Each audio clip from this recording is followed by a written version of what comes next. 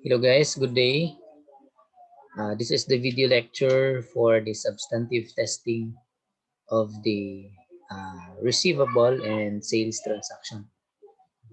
So we have an illustrative problem. This is all about the sales and receivable transactions. So in the audit of Hunter X Hunter Company, the auditor had an appreciation of the following schedule and noted some comments for possible adjustments. So, ayan guys. Ito po yung mga uh, receivable ng iba't ibang customers ni Hunter X Company. So, meron pong mga balances na accounts receivable dyan. At kasama sa classification ng balance yung current, kung saan ba yung, kung ano ba yung current due and also the past due. So, starting with Gon, si customer Gon, meron po siyang balance na 92,000 as per record. Wala po siyang current due, puro past due lahat, 92,000. Si Kilua naman, meron po siyang balance na 420,000, of which 248,000 po yung current due and 172,000 yung past due. Si Kurapika naman, meron po siyang 350 total balance na accounts receivable mula sa customer Kurapika. Out of that, 92,000 po ay current due and remaining 258,000 ay past due. Si Suka naman, meron po siyang 374,000 total balance. Out of that, 202,000 po yung current due and 162,000 yung past due. Si Leorio naman, meron po siyang 160,000 balance. Walang current due pero may past due, 160,000. Knuckle naman, 124,000 yung balance niya, 60,000 yung current due, 64,000 past due.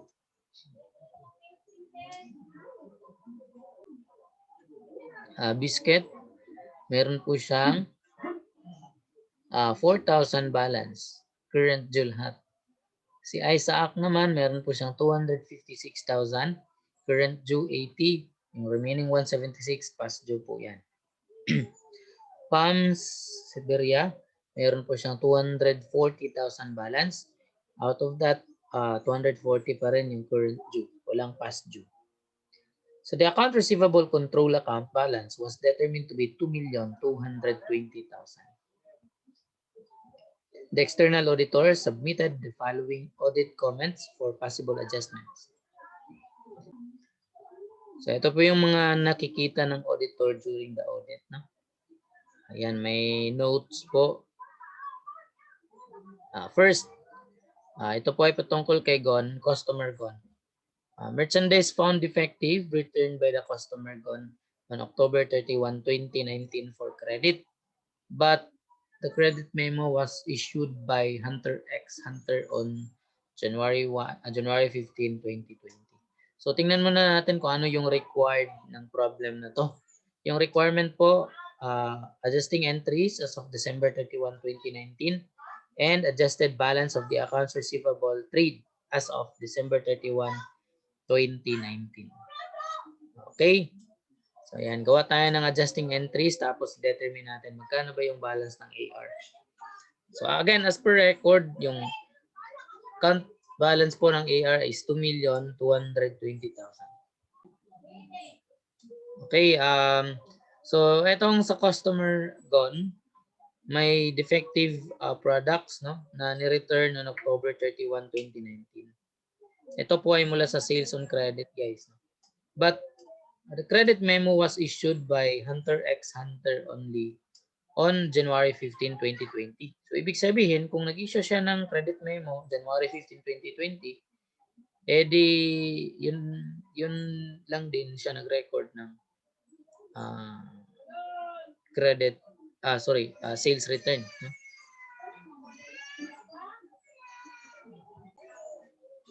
So ayan guys, i-adjust natin si accounts receivable mula kay Gon.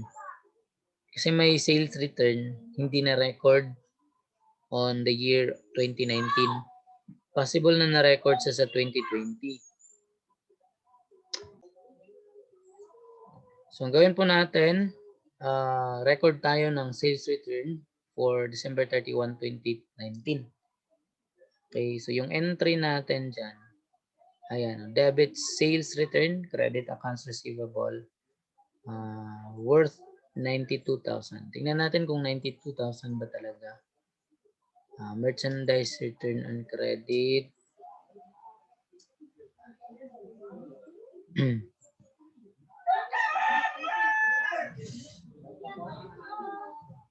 Okay. Lahat ng merchandise, no? Mula kay Gon, mula sa sales on Gon, lahat na-return kasi sabi niya, sa Gon customer, merchandise found defective. So wala naman siyang sinabing amount. Basta yung merchandise na nandun kay customer Gon, na-return, no? Na-return siya because of defect. So, yan. Lahat, no? Lahat. So, itong balance na to na 92,000, yan po yung i-record natin, no? As sales return. And as you can see in the journal entry, debit sales return credit accounts receivable of 92,000. Another comment, Kilua, from customer Kilua, account is good but usually pays late. So, yan, wala tayong adjusting entry dyan kasi okay naman yung account na yan. Kahit nagbayad siya ng late pero wala namang implication yan dun sa ating amount na adjusting entries. So, number 3 tayo, Kurapika. Kay customer Kurapika naman, sabi dyan, merchandise worth 160,000 was destroyed while in transit on May 31, 2019. The FOB destination, the term is FOB destination.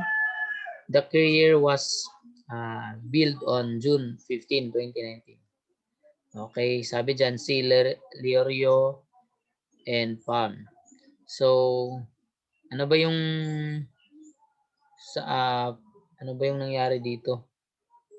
Yung merchandise na 160,000 while in transit, no, nasira or sabihin na natin lost, no, while in transit, 160,000.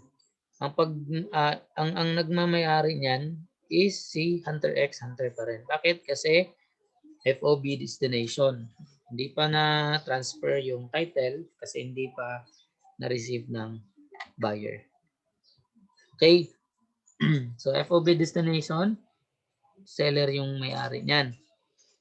Nasira. Kaya lang ang tanong dyan, nagkakaroon ba tayo ng adjustments? Okay. Ang nangyari dito guys, yung 160,000 na na-destroy is dapat kasi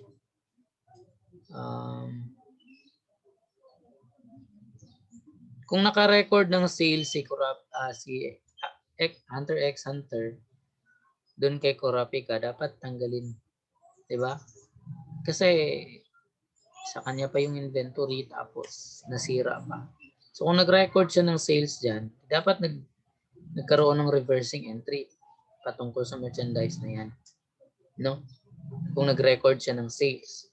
Yung nangyayari dito, yung 160,000 na destroyed is tingnan natin, no? Si Leorio and Pam. Okay, tingnan natin kay Pam. Sabi kasi dito, kung makikita natin isang note ng auditor sa last na item, sabi dyan, customer wants to know the reason of receipt of 160,000 credit memo as their accounts payable balance was 400. Ang nangyari kasi, mula kay mula kay Kurapika. Kaya lang, na-issuehan ng credit memo is mali na customer. No? Maling customer. Kaya pag nag-issue na ayon ng credit memo sa maling customer, edi yung subsidiary, dun sa subsidiary ledger natin, mali din yung balance kasi dun tayo magpo-post ng credit memo na yun eh. Mali, no? Kasi sabi dito 400 daw yung balance niya. Nagtaka siya kung bakit naka-receive siya ng credit memo of 160,000. Yun pala, yung 160,000 napunta kay Pam Severia na hindi naman dapat. Okay? 400. At saka ano pa ba? Makikita nyo kay Leorio, meron po siyang 160,000 past due. Past due. Tama? Past due lahat. Etong 160,000, bakit napunta dyan kay Leorio? Na-post kay Leorio yung 160,000. Okay? Na-post kay Leorio, subsidiary ni Leorio, yung 160,000 sana ay sales. Okay? So, paano yan? Actually, kung titingnan mo yung balance ng AR, ang tanong lang kasi dyan, affected ba yung amount ng accounts receivable? Okay, affected ba siya? Ang sagot, hindi affected yung total amount ng receivable. Bakit? Kasi wala naman siyang wala siyang effect dun sa total balance ng AR. Kasi nagkakaroon lang ng misposting. Ibig sabihin, mali yung pag-post ng mga transactions, no? Mula dito, halimbawa kay Pam Siberia, dapat 400 yung balance niya. Pero naging 240 dahil naka-receive siya ng credit memo, no? Maling issuance ng credit memo. 240. At saka dito kay Leorio, nag-record ng sales ng 160. Big sabihin, kung titingnan mo, nagdagdag ka ng 160 kay Leorio, nagbawas ka ng 160 kay Pam Siberia, ibig sabihin po niyan, hindi walang pinagbago sa balance. Ganun pa rin, pareho yung balance. No? Wala kang i-adjust dun sa balance ng AR. Ang i-adjust mo lang is yung subsidiary ledger ng bawat customer kasi may misposting. Kaya as to the balance of AR, tama pa rin. Correct pa rin yun. Kasi hindi naman dapat talaga i-record na sales si 160. Okay, halimbawa, wala kang ni-record na sales na 160,000. Kung na-destroy yan, edi wala ka ding adjustment doon sa AR or sales. Right? Tama? Kaya tama lang yung balance na 2,020,000 dito. Wala tayong i-adjust dito, no? Ang gawin lang natin, yung 160 mula kay Leorio, tanggalin natin diyan, ita-transfer natin kay Pam Siberia para maging 400. Now, may adjustment ba doon sa balance ng AR? Wala. Kasi tama pa rin naman yung balance, no? Kakaroon lang ng misposting. Okay, so wala tayong journal entry diyan, journal adjusting entry. Misposting lang 'yan. Kakaroon lang ng adjustment doon sa mga subsidiary ledgers ng customers. Another comment from Hisoka. Another comment found in the customer Hisoka pala. A customer billed twice in error for 40,000. Balance is collected. So, billed twice in error. Balance is collectible pala. Ito naman ay kung billed twice yan, ibig sabihin overstated yung accounts receivable natin. Overstated din yung sales. Kasi dalawang beses tayong nag-bill ng customer. Ibig sabihin, dalawang beses tayo nag-record ng sales niyan at saka AR. So, mangyari niyan, bawasan natin yung sales, bawasan natin sa AR. So, kakaroon lang tayo ng reversing entry, parang reversing entry lang talaga. I-reverse lang natin yung entry na 40,000 para mabawasan natin yung ating balance. As you can see, debit, sales, credit, AR.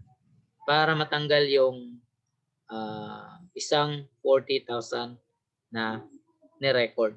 Kasi twice daw eh.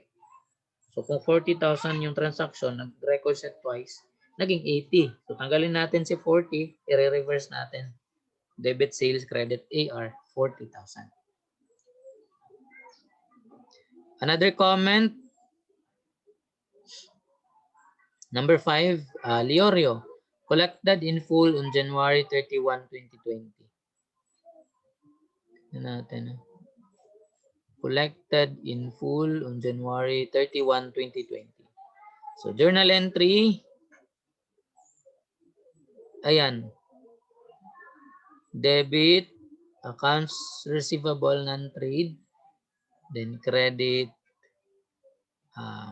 accounts receivable. So, ito naman, ano palang nangyari dito kay Leorio? January 31, 2020.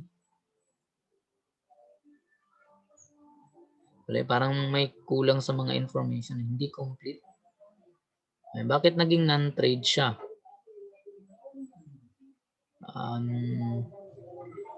Leorio. Tingnan lang natin. No? Okay. So, dahil nagbayad, kasi naka-record tayo ng AR dyan kay Leorio, right? Nag-record tayo ng AR dyan. Which is mali yun.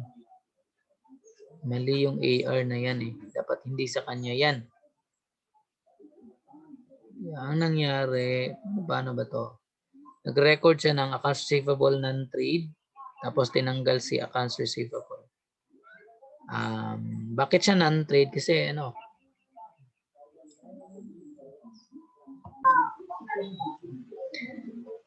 ayan, so nagiging non-trade accounts receivable siya. Bakit? Kasi ito pala si Leorio. Ito pala yung carrier. Hindi nag-record ng sales si Kurapika doon sa merchandise destroyed. Wala na, hindi naman din yun babayaran ng buyer kasi sa kanya naman yun, no? Kay seller naman yun, no? Hindi magbabayad si Kurapika dahil po FOB destination yan. So the seller will bear the loss, no? The 160,000 merchandise destroyed.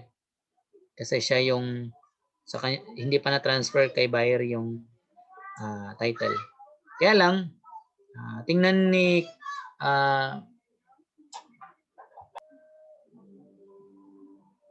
so ang nangyari po ay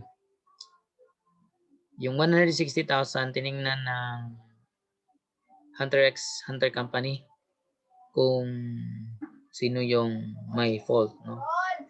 So wala namang sinabi diyan na due to fortuitous event kaya pwedeng i-charge ni Hunter x Hunter si carrier.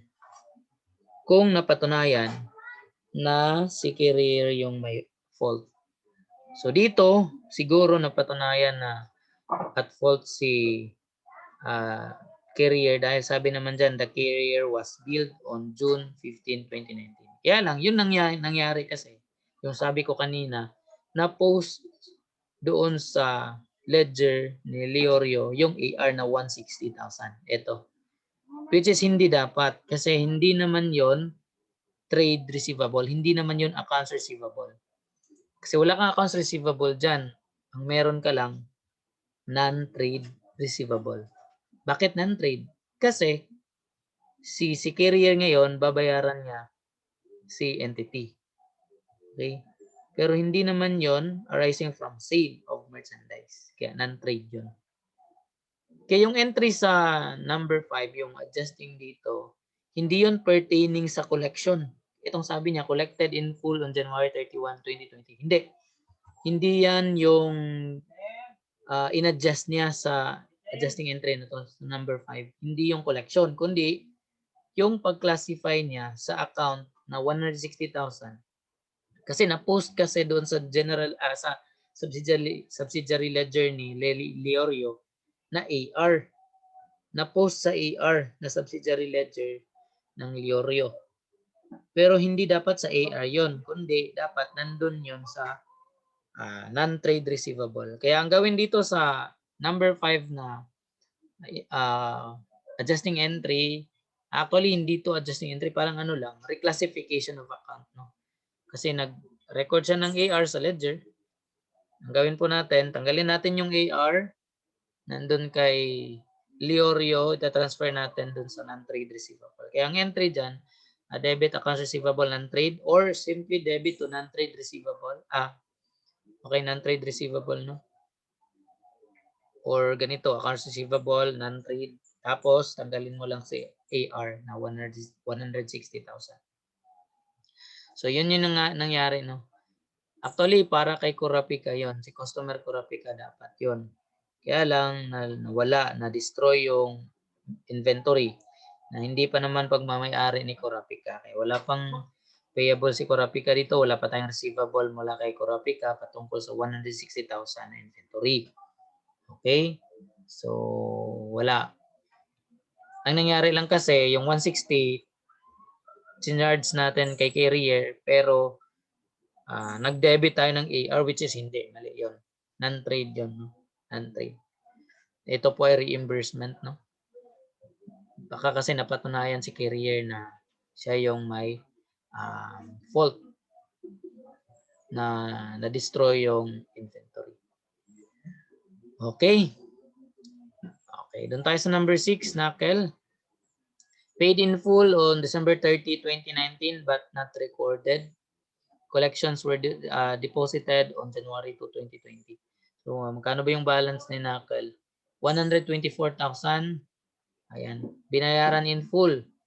Pero hindi pa na-record, kaya record natin yan. So, debit tayo cash, credit accounts receivable na 124,000.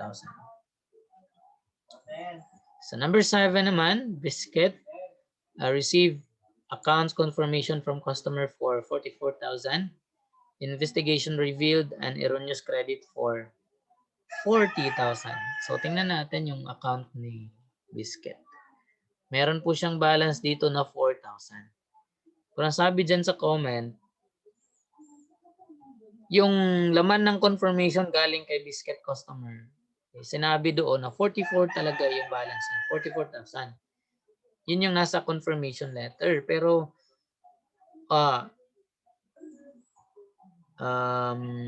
confirmation letter ba? Walang sinabi na confirmation letter, basta nagkaroon ng confirmation mula kay customer.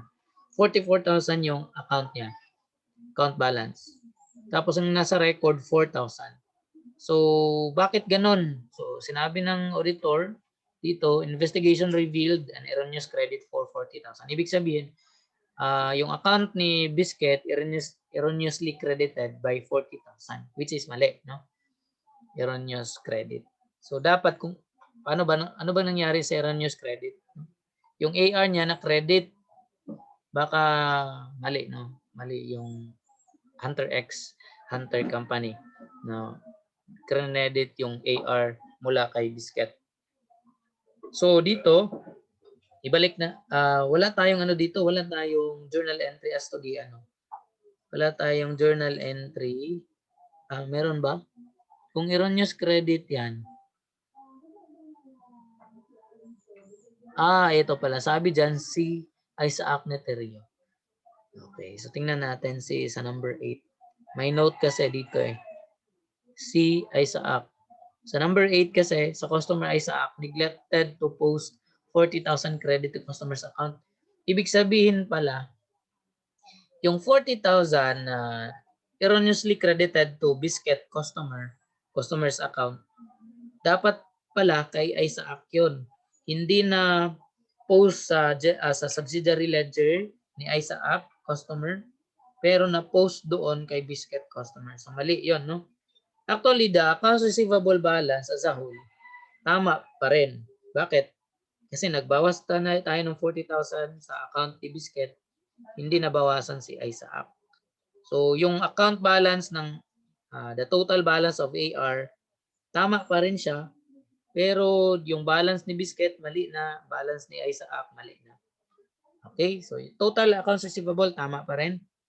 Kaya lang, wala, yung mangyayari dito, wala tayong adjusting entry for the accounts receivable. Ang meron lang po tayo, adjustment to the specific account of the customers. Sa subsidiary ledger lang, no? Adjust lang tayo dun sa ledger nila. Dagdagan natin si Biscuit, bawasan natin si Isaac ng 40,000. Pero yung journal adjusting entry, sa journal entry, ng AR, wala tayong i-adjust doon kasi tama pa rin naman yung balance ng AR. Kakaroon lang ng adjustment to the specific account ng customer. So, ayan, walang adjusting entry. Sa number 8, ganun pa rin, walang adjusting entry. Same lang kasi yung case. Connected yung case kay Biscuit and Isa.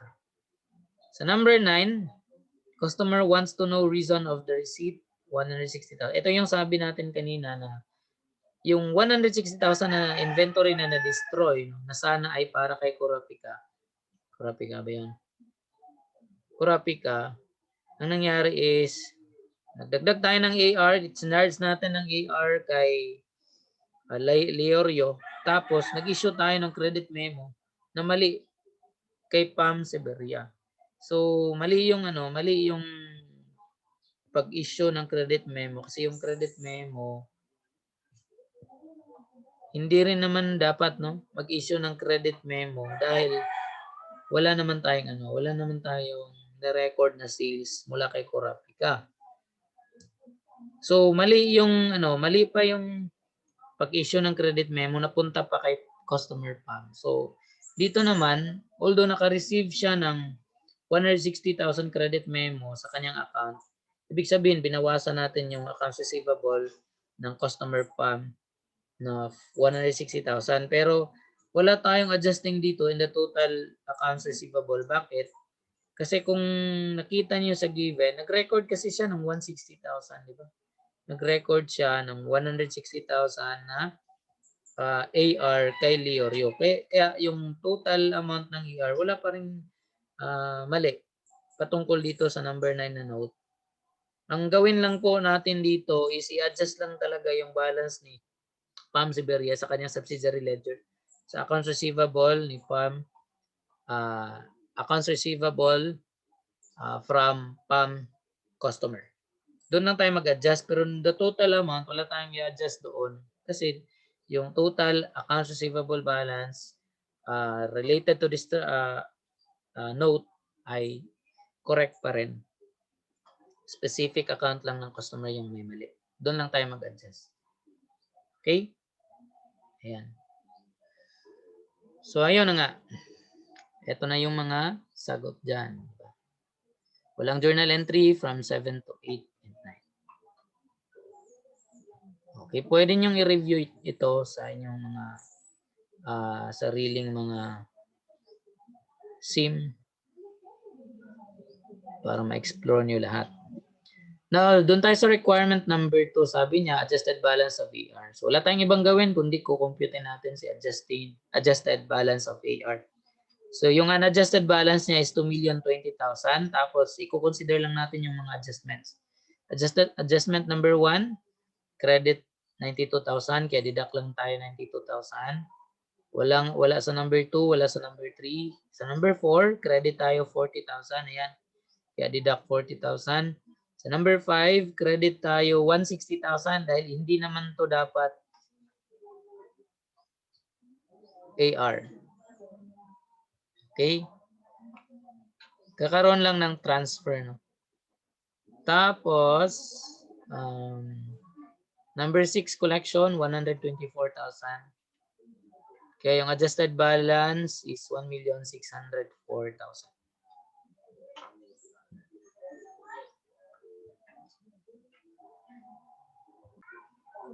Okay, let's proceed to illustrative problem number 2. Ayan. So dito naman po, we'll perform cut-off test ito guys. So you're engaged to perform an audit of the accounts of the JGC Corporation for the year ended December 31, 2019 and have observed that the taking of the physical inventory of the company on December 27, 2019. Only merchandise shipped by the JGC Corporation to customers up to and including December 27, 2019. Ibig sabihin, yung mga na-consider na mga inventory shipped is only up to December 27, 2019. Ang na-remove or na-exclude sa inventory. Okay. So kung may shipments beyond 27, hindi na siya na-exclude sa inventory. So the inventory as determined by physical inventory count has been recorded on the books by the company's controller. No perpetual inventory records are maintained. All sales are made on FOB shipping point basis. So pag FOB shipping point basis, madali lang yun. No? Yung kailan tayo mag-record ng sales, tsaka kailan natin masasabi na hindi na sa atin yung inventory. Titingin lang tayo sa date of shipment, no? Kung kailan na-ship yung products. So ito yung list, no, of sales invoices for the month of December and January. So parang nagpe-perform na rin tayo ng cut-off test nito. So ano ba yung mga inventory shipped on December and inventory shipped on January na naka-record, no, sa books. Kasi pwede kasi magkaiba yung sales invoice date, yung invoice date at saka date of shipment. Although pwede kasing nag-prepare na ng invoice bago pa siya na-ship, no? Or na-ship na bago pa na-prepare ng invoice. So ganun. So wag tayong titingin sa invoice date, doon tayo titingin sa date of shipment. Okay, para malaman natin kung sales is, kung yung sale na yan is pertain to the entity or hindi. Ayan. So dito tayo sa questions. How much sales for the month of December 2019 were erroneously recorded in January 2020? Erroneously recorded in January 2020 pero sales siya for December 2019. So saan tayo titingin? Doon tayo titingin sa January 2020 na shipments. Okay.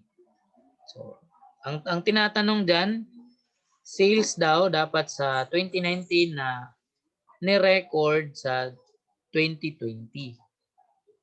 Okay. So ito yung record ng 2020 nandito sa baba, January 2020. So ang mga sales na na-record sa January 2020 na dapat sana ay 2019 is yun yung mga inventory na na-ship sa December, sa 2019. Pero na-record sa 2020. So ano ba yung mga inventory na na-ship sa December 2019? Una, itong 7,500. So doon ka titingin sa date of shipment. 7,500 at saka itong 5,000 kasi na-ship siya December 31, 2019. So ito yung essence ng cut-off test na makikita mo kung saan ba yung included pa sa period na yan at saka ano yung hindi na included. Although na-record mo siya, na-record ng entity, pero pagdating ng pag-audit niyan, malalaman kung rightful ba na i-record yan as sales or hindi. So ito, na-record ng January pero dapat pang December yan. Kaya ito, 7,500 plus 5,000, that is 12,500. Letter B po. Okay, letter B. Number 2, how much sales for the month of January 2019 were erroneously recorded in December? Ito naman, hindi dapat i-record sa December pero na-record sa December yan. So, saan tayo titingin? Dito sa December records. Ito yung mga sales and shipments record on December 2019. So, saan ba sa mga yan yung dapat hindi natin i-record sa 2019 na sana ay pang January? Edi yun yung mga inventory na na-ship beyond December. Beyond December na ni-record sa December. Which is kung titingin tayo dito sa December record, etong 30,000 hindi na to dapat kasali diyan. 30,000 plus, bakit hindi siya kasali? Kasi na-ship siya January 5 pa. Tsaka itong 12,000 na-ship siya January 8. Sama yan sa hindi pwedeng i-record sa December 2019. Ano pa ba itong 20,000? Ayan, January 7 na ship. Hindi dapat yan kasali sa 2019. Kaya in total po, na erroneously recorded in December na sana ay i-record natin January pa dapat. Kaya 62,000 in total, letter D. Sa number 3 naman, how much is the correct amount of sales for the month ended December 31, 2020? So, titingnan lang natin yung mga sales na karapat-dapat record sa December 2019. Which is yung na-ship within December 2019.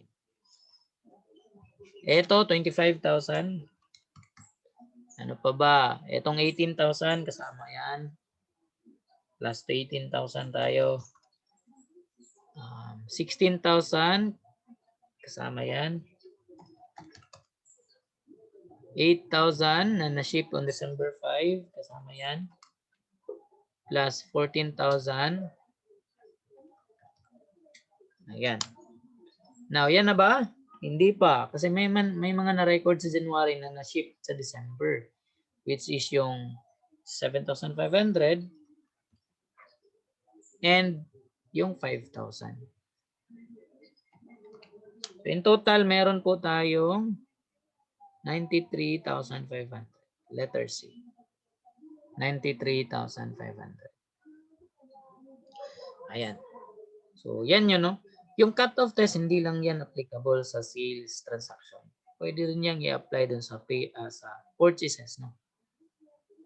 So dito, dahil nakafocus tayo sa receivable revenue, so dito muna tayo sa sales.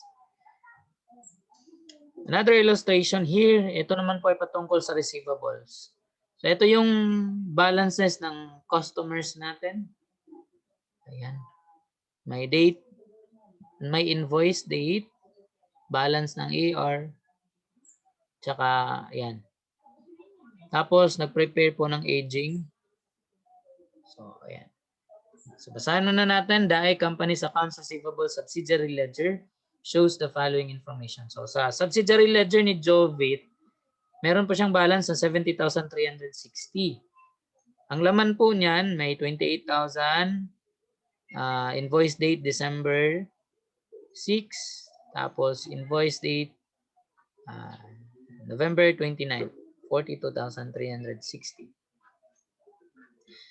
Si John naman, meron pong balance 41,840.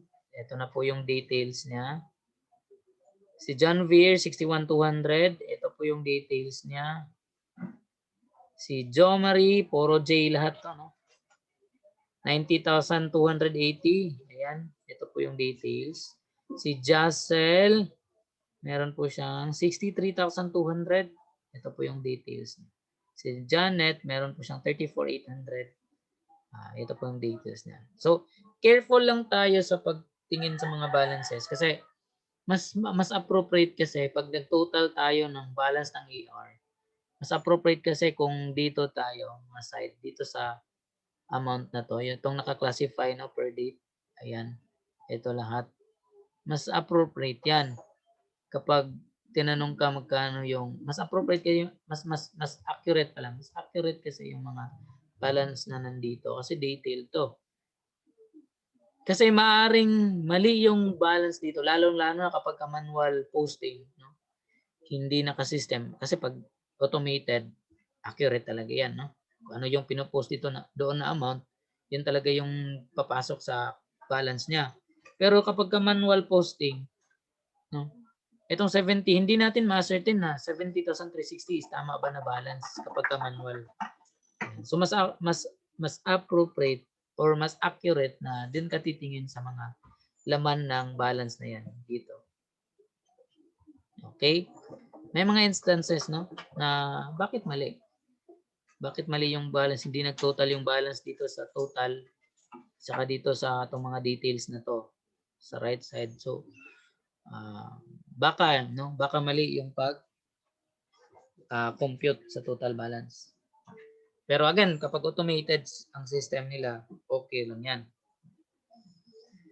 Now, the estimated bad debts rates below are based on the ICE company's receivable collection experience. So kapag gumawa ka ng aging, guys, tsaka maglagay ka ng mga estimated bad debts rates or yung mga uncollectible uncollectible portion. Mag-base ka talaga sa historical data. Sa historical data ka, no? Tapos i-age mo yan from 0 to 30 days, 31 to 60 days, 61 to 90 days by month, no? 91 to 120. O depende na, no? Depende kung ano yung paraan ng pag-age mo. Tapos titingnan mo, halimbawa yung 30 days accounts. Historically, may 1% na ano yan, na uncollectible. So, yan yung ilagay mo. No? So, yan, no? So, titingnan tayo dito, age accounts from 0 to 30 days, may 1% bad debt rates. 31 to 60 days, may 1.5% bad debt rates. 61 to 90 days, meron po siyang 3% bad debt rates. 91 to 120 days, meron po siyang 10% bad debt rates. Over 120 days, meron pong 50% uncollectible. Estimated uncollectible. Estimated lahat yan, hindi yan accurate 100% absolutely. Estimated lang.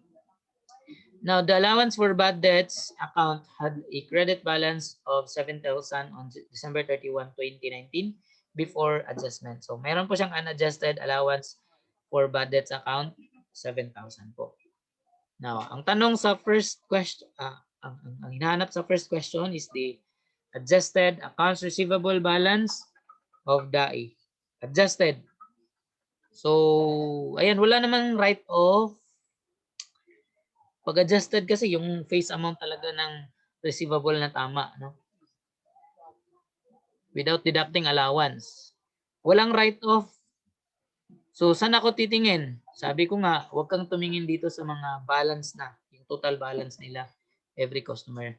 Mas safe ka kung mag-total ka doon sa details niya, which is yung tinuturo ko kanina. Ito, yung sa right side ng mga amounts.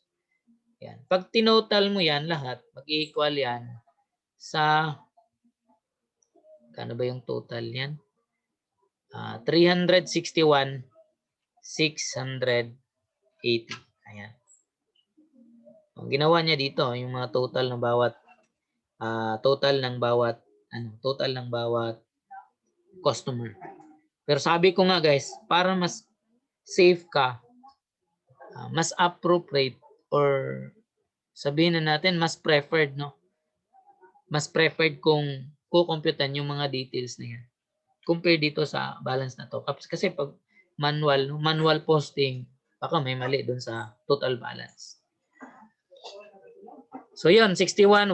Dito sa case na to, yung total balance nila dito nga side is equal naman dito. Ibig sabihin walang error sa posting. Okay? Kung dadaan ka sa details or dadaan ka sa balance ng bawat customer na same lang yung answer, ibig sabihin walang error dyan. So answer letter D po, number 1. Number 2, the adjusted balance of allowance for bad debts.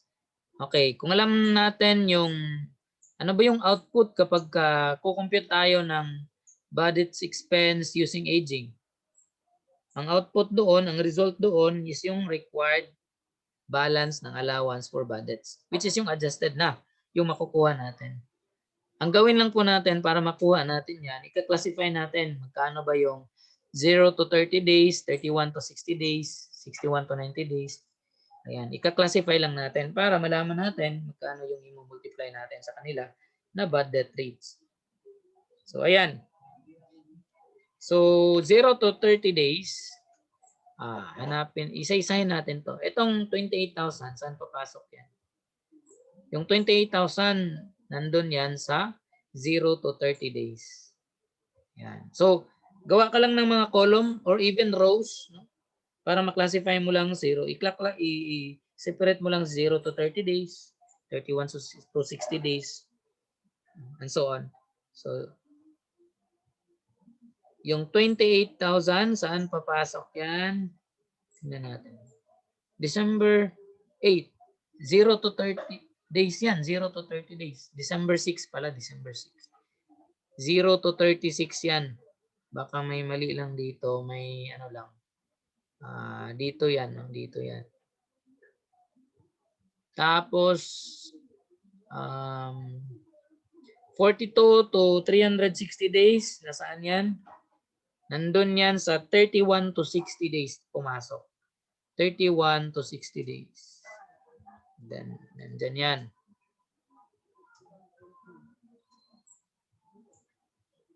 Then, another. Okay, so, medyo ano siya, medyo kukulitin ka ng mga details na to. Pero, tatsagain mo lang. 24,000, saan papasok yan? Nandun yan sa, nasaan ba si 24,000? 91 to 120 days. 91 to 120 days. 24,000, 91 to 120 days. Yan, tama yan. Another one, 17,840. Nandun yan sa over, kasi August 20. Eh, nandun na yan sa over 120 days. Over 120 days na yan. Okay, lagyan ko lang ng araw para hindi tayo mawala sa total. Tapos, 40,000. December 8 yung invoice date. Ibig sabihin, wala pang 1 month. So, papasok yan sa 0 to 30 days. 0 to 30 days. Nasaan si 30,000 dito? 40,000 pala. 0 to 30 days. Ayan. Another one, yung 21,200 from October 25. 21,200, papasok yan sa 61 to 90 days. 61 to 90 days. Okay, 61 to 90 days. Ayan, tama ito. Yan. Tapos, balik tayo. 46,280 from Jo Marie. Yan. 46,280. Date, November 17. Papasok yan sa 31 to 60 days. Okay, 31 to 60 days. 31 to 60 days. Ayan. Tama yan. 46 to 80. Then, ano pa? 44,000. Date, October 9. Papasok yan sa 61 to 90 days. 61 to 90 days. Ayan. Tapos, ano pa ba? Isa-isahin talaga natin. 38,400 from Jacel. Date, December 12. Papasok yan sa 0 to 30 days. Yung 24,800, 0 to 30 days pa rin. Kasi December 2 yung date ng invoice. Yung 34,800 dated on September 12. Yan po ay papasok sa 91 to 120 days. 91 to 120 days. Okay, 91 to 120 days. Tingnan natin, 34,800. Ayan. So yan, no? Again, dito to, yung 28,000 sa 0 to 30 days yan. Yung 42,360 sa 31 to 60 days yan. So ito yung mga total nila. Ayan. Tapos yung total ng bawat account na na-classify natin, multiply natin sa kanilang respective bad debt rates. Okay. Ito, 1% for 0 to 30 days. 1.5% sa 31 to 60 days, 3% sa 61 to 90 days, 10% sa 91 to 120 days, then 50% over 120 days. Multiply natin isa-isa, tapos totalin natin. So ito yung mga nakuha natin. Ang total po niyan, ito po, 397,000, 397.6. Okay, again, 19,397.6. So, yan po yung required balance ng allowance. Yan na rin po yung adjusted balance ng allowance natin. So, yan yung isasagot natin sa number 2. 19,397.6. Sa number 3 naman, the adjusted balance of bad debts expense. Okay. Paano ba kukunin si adjusted balance ng bad debts expense? So, gagamitin lang natin yung formula. Ano ba yung formula kung naalala natin? Sa financial accounting, no? Beginning, diba? Beginning plus budget expense. Tama ba ako? Okay, beginning balance of the allowance plus budget expense minus yung kung meron tayong write-off. Okay, kung may write-off. Tapos, yan na yung ending, di ba? So, ito na yung ending. So, ang gawin natin, work back lang tayo. Mula sa 19,397 na ending balance ng allowance. 19, ang hinahanap dito is yung budget expense. Okay. Kung sana yung percent of sales yung method ng pagkuha ng budget expense, edi yun na yun yung budget expense. Pero aging ito eh. So, work back tayo, 19,397. I-add back natin yung write-off. Pero sa given na to, wala namang write-off. So, ignore. May beginning balance ba? Yung unadjusted balance. May unadjusted balance na 7,000. So, deduct lang natin sa 7,000. Ibig sabihin, kung kailanganin ng 19,397 allowance, at nakapag-record ka na ng 7,000 na budget expense, ang gawin na lang natin, dagdag na lang tayo ng budget expense for this year na 12,397.6. Ayan. So letter C po ang sagot sa number 3. Sa number 4 naman, the net realizable value of AR. Paano kunin sa net realizable value? Total adjusted balance ng AR minus adjusted allowance. Okay? Kano ba yung total adjusted balance? 361,680 minus the adjusted balance ng allowance na 19,397.6. So we have 342,282.4. Letter A po ang sagot. Ayan. So that ends with the substantive testing of the receivable and sales. So, madali lang siya. Sundan lang natin yung mga informations given. Huwag lang tayong malito. Sa mga transactions na ganito guys, dapat alam mo kung paano natin i-organize yung solution to get to easily arrive the correct answer. No? So, yung mga technique dyan, kung hinahanap sa data is parang connected lang, hindi gawa ka ng mga column. Okay? So, ayan. So, review mo lang yung module mo dyan. Tapos, try to answer some questions. You can search some reviewers or review questions so that you can practice. Actually, this is just the basic application of your learnings in the financial accounting, applying the basic understanding of an audit.